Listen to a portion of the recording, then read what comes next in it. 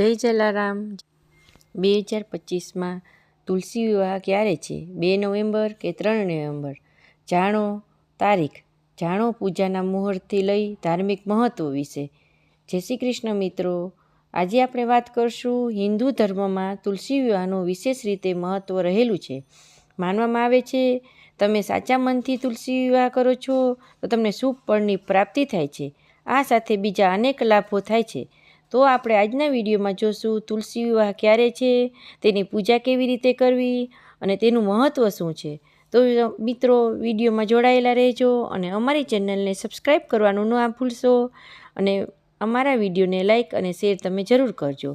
તો 2025માં તુલસી વિવાહ સનાતન ધર્મમાં તુલસીના છોડને પવિત્ર માનવામાં આવે છે। માનવામાં આવે છે કે તુલસીની દરરોજ પૂજા કરવાથી તેમજ દીવો પ્રગટાવવાથી ઘરમાં નકારાત્મક ઉર્જા દૂર થાય છે। આ સાથે જીવનમાં સુખ શાંતિ બની રહે છે।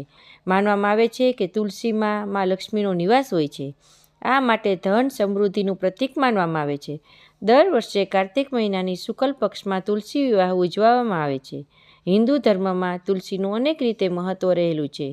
આ દિવસે ભગવાન વિષ્ણુના શાલિગ્રામ સ્વરૂપ અને માતા તુલસીના વિવાહ સંપન્ન કરવામાં આવે છે।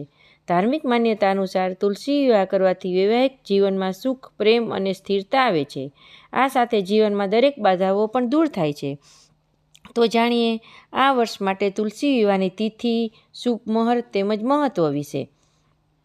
2025ની તિથિ હિન્દુ કેલેન્ડર મુજબ આ તિથિ 2 નવેમ્બરના રોજ સવારે 7:31 વાગે શરૂ થાય છે।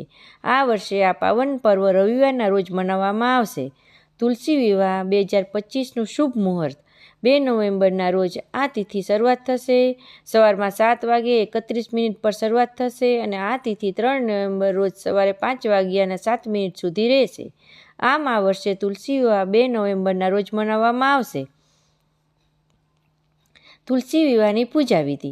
સૌથી પહેલાં ઘરના આંગણામાં, બાલ્કનીમાં તેમજ પૂજા સ્થળમાં તુલસીનો છોડ સ્થાપિત કરો। તુલસીના છોડની આસપાસ સુંદર રંગોળી બનાવો અને એક નાનો મંડપ સજાવો। તુલસી માતાને ચૂંદડી, સાડી અને શૃંગાર સહિત સામગ્રી અર્પિત કરો। ત્યારબાદ ભગવાન શાલિગ્રામજીને તુલસી માતાને બેસાડો।